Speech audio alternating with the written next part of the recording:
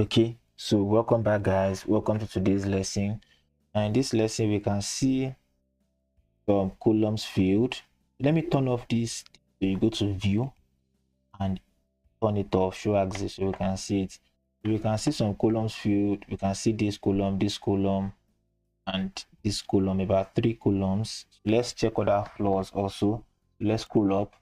You can see within the same 1 2 3, this also 1 2 3 also, and 1 2, just only 2 at this point. This one started passing, so I think this one also at this particular point start filling.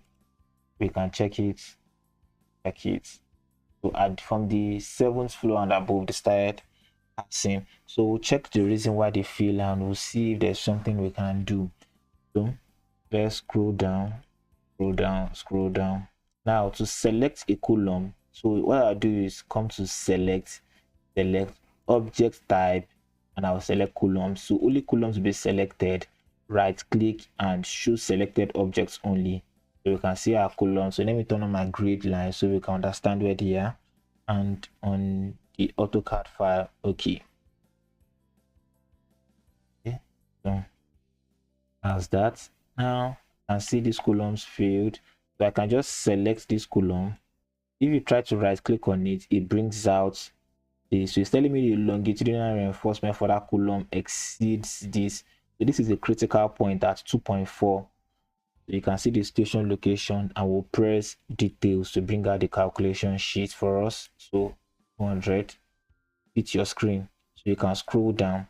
So it's checking for the slenderness, and it sees it's not slender, so we are okay.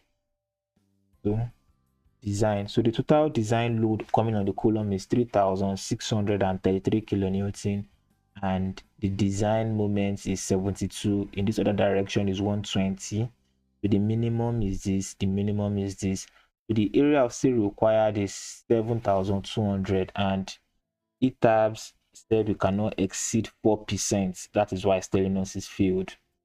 So you can decide on your own as the engineer to still govern it, to allow it to get to 8% if you wish to. You can allow it get to 8 or 6%, whichever you want. But the code has given you a guide that it does not exceed 4%, so which you have to go by. So the concrete capacity for that particular column is 2346, and the ratio of this ultimate load divided by the capacity and some other factors will give us 1.549. so you can see this. Okay, so you can continue scrolling down to understand what they mean. This is for imperfection analysis and all of that. So it's telling me that reinforcing required exceed maximum allowed. So what we have to do for this particular concrete column is we either increase the size or increase the concrete strength.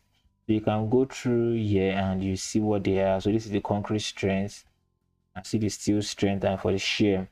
So in the next video we are going to be increasing the concrete strength, and we'll look for more ways to solve that solution. Thank you.